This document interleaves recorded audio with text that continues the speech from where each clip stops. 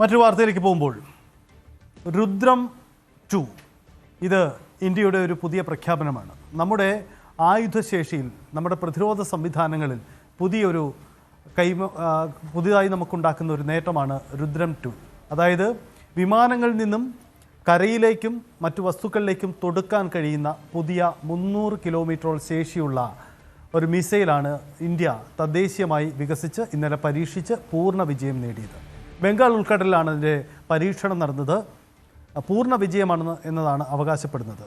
ഇതിൻ്റെ ഏറ്റവും വലിയ പ്രത്യേകത, ഇന്ത്യക്ക് തദ്ദേശീയമായി നിർമ്മിച്ച നിരവധി മിസൈലുകൾ ഉണ്ടെങ്കിലും നമ്മുടെ ഈ സംഭരണ ശ്രേണിയിൽ പുതിയതായി മാറുന്നതിന് പ്രധാനപ്പെട്ട കാര്യം ശത്രുവിൻ്റെ എയർ ഡിഫൻസ് സംവിധാനങ്ങളെ തകർക്കാൻ ശേഷിയുണ്ട് എന്നതാണ് നമ്മുടെ ഈ മിസൈലിൻ്റെ പ്രത്യേകത.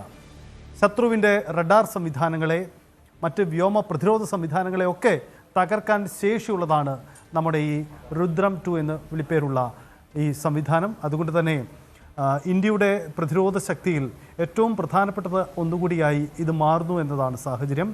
ഇന്നലെ ബംഗാൾ ഉൾക്കടലിൽ നടത്തിയ പരീക്ഷണം എല്ലാ അർത്ഥത്തിലും പൂർണ്ണ വിജയമായിരുന്നു. എന്തൊക്കെയാണ് രുദ്രം 2വിൻ്റെ പ്രത്യേകതകൾ, അതിൻ്റെ സാധ്യതകൾ നമുക്ക് വിശദമായി തന്നെ നോക്കാം. ഇന്ത്യ വികസിപ്പിച്ച തദ്ദേശീയമായ എയർ ടു സർഫേസ് മിസൈൽ എന്നതാണ് ഇതിൻ്റെ ഏറ്റവും വലിയ പ്രത്യേകത. നമുക്ക് തദ്ദേശീയമായി നമ്മൾ വികസിപ്പിക്കുന്ന മിസൈലുകൾ നിരവധിയുണ്ട്. DRDO-യാണ് ഇതിൻ്റെ പൂർണ്ണമായും ഇത് വികസിപ്പിച്ചത്. ഒപ്പം രാജ്യത്തെ ചില പൊതുമേഖലാ സ്ഥാപനങ്ങളൊക്കെ ഇതിൻ്റെ പ്രവർത്തനത്തിൽ പങ്കാളികളായിട്ടുണ്ട്. ബ്രഹ്മോസ് പോലെയുള്ള വലിയ സാധ്യതയുള്ള മിസൈലുകൾ നമുക്കുണ്ട്. അതിന് പുറമെയാണ് പുതിയൊരു മിസൈൽ കൂടി രുദ്രം 2 എന്ന പേരിൽ നമ്മൾ സാധ്യമാക്കുന്നത്. അതാണ് നമ്മുടെ വിജയം. അപ്പോൾ ഇന്ത്യ വികസിപ്പിച്ച സ്വദേശീയമായ എയർ ടു സർഫേസ് മിസൈലാണ് ഇതെന്ന പ്രത്യേകതയുണ്ട്. 300 കിലോമീറ്ററാണ് പ്രഹരശേഷി. ശത്രുവിൻ്റെ റഡാർ സംവിധാനങ്ങളും എയർ ഡിഫൻസ് സംവിധാനങ്ങളും കണ്ടെത്തി നശിപ്പിക്കാൻ രൂപകൽപ്പന ചെയ്തതാണ് എന്നതാണ് ഇതിൻ്റെ പ്രത്യേകത. അത് വിമാനങ്ങളിൽ നിന്നാണ് ഇത് വിക്ഷേപിക്കുന്നത്. അതുകൊണ്ട് തന്നെ കൂടുതൽ ദൂരപരിധിയിലേക്ക് അത് വിന്യസിക്കാനുള്ള ശേഷിയും നമുക്കുണ്ടാവും. മറ്റൊന്ന്, 300 കിലോമീറ്റർ വരെയാണ് ഇതിൻ്റെ ഒരു പ്രഹരശേഷി. സ്വാഭാവികമാണ്, 300 കിലോമീറ്റർ എന്നത് താരതമ്യേന ഏറ്റവും മികച്ച ഒരു ദൂരപരിധിയാണ്. നമുക്ക് ആ സാധ്യത ഉപയോഗപ്പെടുത്താനുമാകും. മറ്റൊന്ന്, ഈ സുഖോയ് SU വിമാനങ്ങളടക്കമുള്ള യുദ്ധവിമാനങ്ങളിൽ നിന്ന് ഇത് വിക്ഷേപിക്കാനുള്ള ശേഷി ഉണ്ടാകും. നമ്മൾ കണ്ടതാണ്, ഈ അടുത്ത് നമ്മൾ ഓപ്പറേഷൻ സിന്ദൂർ സമയത്തും മറ്റും ഇന്ത്യയുടെ മിസൈൽ പ്രഹരശേഷി എത്ര വലുതാണെന്ന് നമ്മൾ കണ്ടതാണ്. അതിർത്തിയിൽ നിന്നും മറ്റും വിമാനങ്ങളിൽ നിന്ന് വിക്ഷേപിക്കുന്ന മിസൈലുകൾ പാകിസ്ഥാനിലും മറ്റും ഉണ്ടാക്കിയ വലിയ നാശനഷ്ടങ്ങളുടെ ദൃശ്യങ്ങളൊക്കെ നമ്മൾ കണ്ടതാണ്. സമാനമായി ഇത്തരം സുഖോയ് വിമാനങ്ങളിൽ നിന്നടക്കം വിക്ഷേപിക്കാൻ ശേഷിയുള്ളതാണ് ഈ പുതിയ മിസൈൽ എന്ന പ്രത്യേകതയുണ്ട്. മറ്റൊന്ന്, ഇമേജിംഗ് ഇൻഫ്രാറെഡ് ഉൾപ്പെട്ടതിനാൽ ലക്ഷ്യം കൂടുതൽ കൃത്യമായി കണ്ടെത്താൻ കഴിയും. ഒപ്പം തന്നെ ഇതിനെ പിന്തുടരാനും കഴിയുമെന്ന പ്രത്യേകതയുണ്ട്. ആ ഒരു സാങ്കേതിക വിദ്യ കൂടി ഈ മിസൈലിൻ്റെ ഭാഗമായി ഉൾപ്പെട്ടിട്ടുണ്ട്.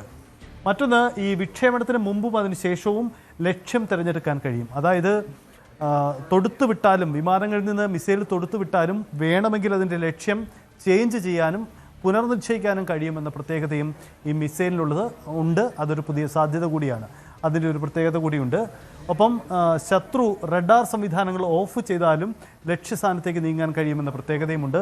റഡാർ സംവിധാനങ്ങൾ തകർക്കുക എന്ന ഒരു പ്രത്യേകതയുണ്ട്. അപ്പോൾ റഡാർ സംവിധാനങ്ങൾ ഓഫ് ചെയ്തുകൊണ്ട് ശത്രുവിന് തിരിച്ചറിയാതിരിക്കാനുള്ള ഒരു ജാഗ്രത എതിർചേരിയിൽ നിന്ന് കൊടുത്താൽ പോലും അതിനെ തകർക്കാൻ നമ്മുടെ മിസൈലുകൾക്ക് കഴിയുമെന്ന പ്രത്യേകതയുണ്ട്. ബങ്കറുകൾ, എയർബേസുകൾ തുടങ്ങിയവ ഭൂതല ലക്ഷ്യങ്ങൾക്കെതിരെയും ആക്രമണം നടത്താം. വിമാനങ്ങളിൽ നിന്നും നമ്മുടെ ഭൂമിയിലുള്ള പ്രധാനപ്പെട്ട ബങ്കറുകൾക്കും മറ്റ് വ്യോമ കേന്ദ്രങ്ങൾക്കുമൊക്കെ എയർബേസുകളിലുമൊക്കെ ആക്രമണം നടത്താനുള്ള ശേഷി നമ്മുടെ ഈ സംവിധാനത്തിലുണ്ട് എന്നതാണ് പ്രധാനപ്പെട്ട കാര്യം. ഈ തരത്തിലുള്ള പ്രത്യേകതയാണ് രുദ്രം 2 മിസൈലുകൾക്കുള്ളത്. അതുകൊണ്ട് തന്നെ നമുക്ക് മുന്നിലുണ്ടാവുന്നത് ഒരു വലിയ സാധ്യതയാണ്, വലിയ നീക്കമാണ്. രാജ്യത്തിൻ്റെ സൈനിക സംവിധാനങ്ങളിൽ ഉണ്ടാക്കുന്ന ഒരു പുതിയ നീക്കം കൂടിയായി ഇത് മാറുകയാണ്. അപ്പോൾ ശത്രു രാജ്യങ്ങൾ കരുതിയിരിക്കുക, നമ്മൾ കൂടുതൽ പ്രഹരശേഷിയുള്ളവരായി മാറുകയാണ്, കൂടുതൽ കരുത്തു നേടുകയാണ്. പൂർണ്ണമായും തദ്ദേശീയമായി വികസിക്കുന്ന ഒരു പുതിയ മിസൈൽ ശേഖരം കൂടിയായി ഇന്ത്യയുടെ സേനാ വിഭാഗങ്ങളിലേക്ക് ഇത് കൂട്ടിച്ചേർക്കപ്പെടുകയാണ്. കൂടുതൽ വാർത്തകൾക്ക് News 18 Keralam YouTube channel subscribe ചെയ്യുക.